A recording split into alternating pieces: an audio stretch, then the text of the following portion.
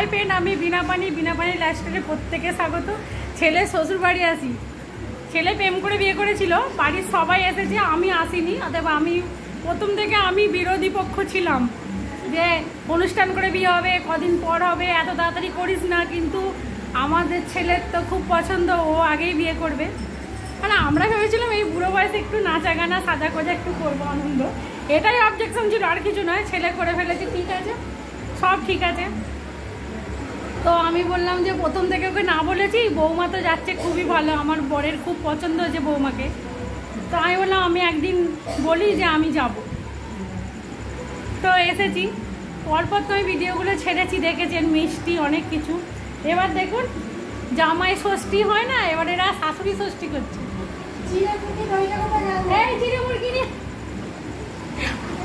আমার পক্ষে সম্ভব এগুলো?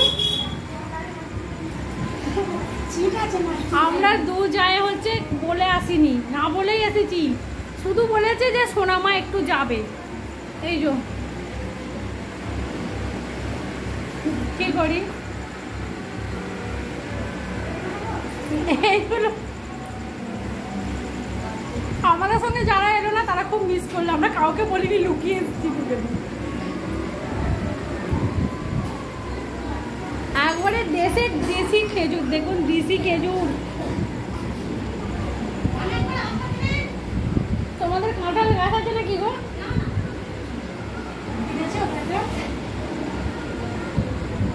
কি করবো আমি, খেতেই হবে, ফলগুলো নষ্ট হবে, নাহলে খাবো কি, খাবো খেজুর খাবো। আপনারাও চলে আসুন।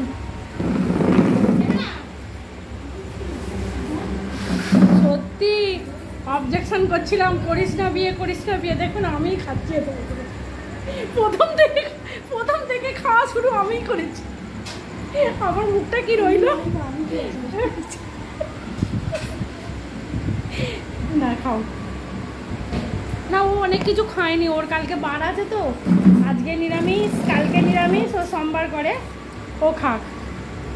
আমার মুখে পুরো ঝামা বসিয়ে দিল, আমি নানা করছিলাম। আমি ভেবেছিলাম যে একটু অনুষ্ঠান হবে, তাই না, না করিনি।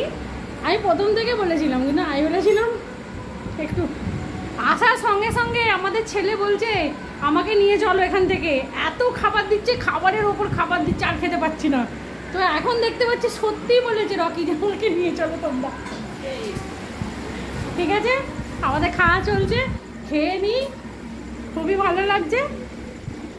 তা আমার ছেলের শ্বশুরবাড়ি কেমন হয়েছে অবশ্যই জানাবেন। ঠিক আছে, টাটা, বাই, চলে আসুন সবাই।